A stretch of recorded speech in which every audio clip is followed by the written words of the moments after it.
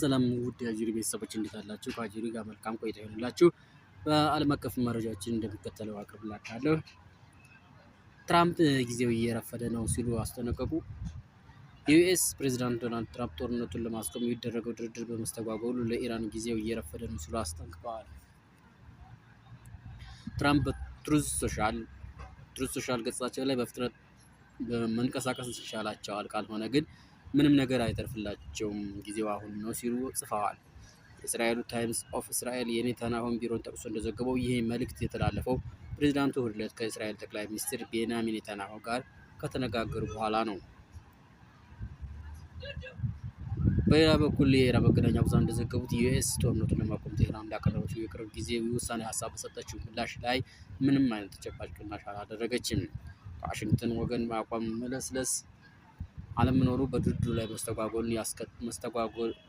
መጓተትን ያስከትላል ሲሉ መህር ዜና አገልግሎት ዘግቧል። ይህ አሁኑ የትራምፕ ዛቻ በፈረንጆቹ ሚያዝያ ወር መጀመሪያ ላይ ተኩስ አቁም ስምምነት ከመታወጁ ጥቂት ቀደም ብሎ ኢራን ጦርነቱን ለማቆም ካልተስማማች አንድ ሙሉ ስልጣኔ ይጠፋል ሲሉ ካስተላለፉት ማስፈራሪያ ጋር የሚመሳሰል ነው። ፕሬዚዳንቱ ባለፈው ሳምንት መጀመሪያ ላይ የቴህራን ጥያቄዎች ፈጽሞ ተቀባይነት የሌላቸው በማለት ውድቅ ካደረጉ በኋላ የተኩስ አቁሙ አስጊ ሁኔታ ላይ እንደሚገኙ አስጠንቅቀው ነበር። የኢራን የውጭ ጉዳይ ሚኒስትር ቃል አቀባይ እስማኤል ባጋኢ በበኩላቸው ጥያቄዎቹ ኃላፊነት የተሞላባቸውና ለጋስ መሆናቸውን ጠንቅቀው ተከራክረዋል። ኢራን ከፊል መንግስታዊ ታስኒም ዜና አገልግሎት እንደገለጸው ጥያቄዎቹ በሁሉም ግንባሮች ላይ ጦርነቱ አስቸኳይ እንዲቆም፣ የዩኤስ በኢራን ወደቦች ላይ የጣለችው የባህር ኃይል እገዳ እንዲነሳ እና በኢራን ላይ ተጨማሪ ጥቃቶች እንዳይፈጽሙ ዋስትና መስጠትን ያካትታሉ። በተጨማሪም ለጦርነት ውድመት ካሳ እንዲከፈል የሚጠይቅ እና ኢራን በሆርሙዝ የባህር ሰርጥ ላይ ያላትን ሉዓላዊነት የሚያጎላ ጥያቄ ማካተታቸው ተነግረዋል። የኢራን ከፊል መንግስታዊ የፋርስ ዜና አገልግሎት እሁድ ዕለት እንደዘገበው ዋሽንግተን ለቴህራን የውሳኔ ሀሳብ ምላሽ 5 ቅድመ ሁኔታዎችን አስቀምጣለች። ከቅድመ ሁኔታዎቹ መካከል ኢራን አንድ የኒውክሌር ጣቢያ ብቻ በእስራኤል ላይ እንድታቆይ እና በከፍተኛ ደረጃ የበለጸገውን የዩራኒየም ክምችትን ለዩኤስ እንድታስረክብ የሚጠይቅ ይገኝበታል።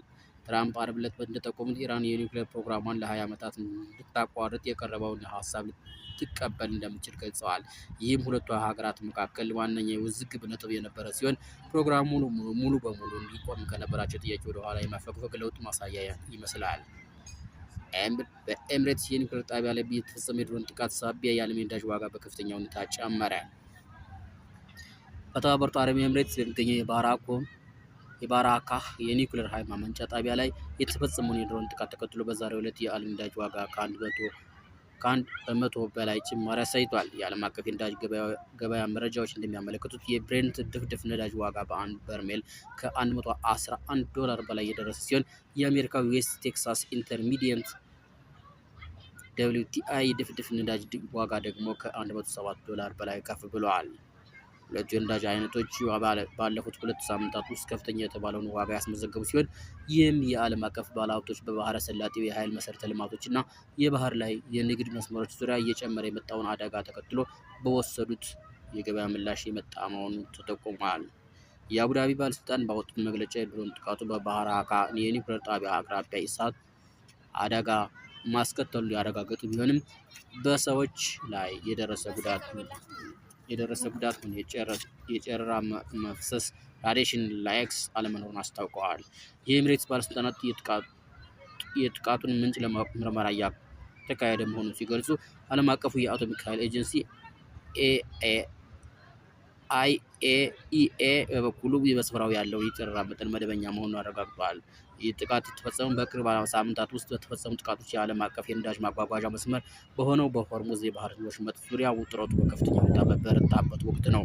ተንታኞች እንደሚሉት አሜሪካ ወይም እስራኤል በኢራን ላይ ዳግም ወታደራዊ እርምጃ የሚወስዱ ከሆነ በቀጠናው የሚንቀሳቀሱ የውክልና ቡድኖች በባህረ ሰላጤው የኃይል መሰረተ ልማቶች ላይ ተጨማሪ ጥቃቶች እንዲሰነዝሩ ሊያነሳሳ ይችላል።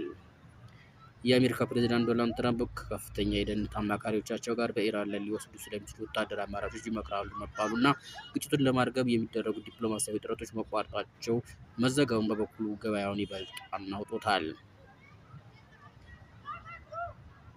እንግዲህ ጦርነቱ አይቀሬ ይመስላል። ትራምፕ ነገ ማክሰኞ በሁኔታዎች መቆጣጠሪያ ክፍል ወይም ስቴሽን ሩም ከከፍተኛ የደህንነት ካቢኔያቸው ጋር እንደሚወያዩ ከአክሲዮስ 2 የአሜሪካ ባለስልጣናት መዋኘት ጠቅሶ ዘግቧል። አጀንዳው በኢራን ላይ ወታደራዊ አማራጭ ለመጠቀም ነው ተብሏል። እንግዲህ ውድ ቤተሰቦቻችን የኢራን ጦርነት በዓለም አቀፍ ኩባንያዎች ላይ የ25 ቢሊዮን ዶላር ኪሳራ እንዳስከተለ ተዘግቧል። የአሜሪካና የእስራኤል ከኢራን ጋር የጀመሩት ጦርነት በዓለም ዙሪያ በሚገኙ ኩባንያዎች ላይ ቢያንስ የ25 ቢሊዮን ዶላር ኪሳራ ያደረሰ ሲሆን ሮይተርስ እንደዘገበው ከሆነ ይህ ወጪ መጠን አሁንም እየጨመረ ነው ብለዋል። በዩናይትድ ስቴትስ፣ በአውሮፓ እና በኤዥያ የሚገኙ የኩባንያ መግለጫዎች እንደሚያመለክቱት የንግድ ተቋማት በከፍተኛ የነዳጅ ዋጋ ንረት፣ በተበላሹ የአቅርቦት ሰንሰለቶች እና ኢራን በሆርሙዝ ስትሬት ላይ በፈጠረችው እገዳ ምክንያት ከባድ ፈተና ገጥሟቸዋል። ቢያንስ 279 ኩባንያዎች የገጠማቸውን የፋይናንስ ኪሳራ ለመቀነስ የዋጋ ጭማሪና የምርት ቅነሳን ጨምሮ የተለያዩ መከላከያ እርምጃዎችን መውሰዳቸውን አስታውቀዋል። ይህ ቀውስ ከኮቪድ-19 ወረርሽኝ እና ከሩሲያ ዩክሬን ወረራ በመቀጠል የተከሰተ በመሆኑ እስከ ዓመቱ መጨረሻ ድረስ በዓለም ንግድ ላይ ያለውን ስጋት ይበልጥ አሳድጎታል። የዌርልፑል ዋና ስራ አስፈጻሚ ማርክ ቢትዘር እንዳሉት ይህ የኢንዱስትሪ ውድቀት ከዓለም አቀፍ የፋይናንስ ቀውስ ጋር ተመሳሳይ ነው ሲል ሮይተርስ ዘግቧል። ውድ ቤተሰቦቻችን ሰዓቱ ያቀረብላችሁ መረጃዎች ይህን ይመስላሉ። ሰላም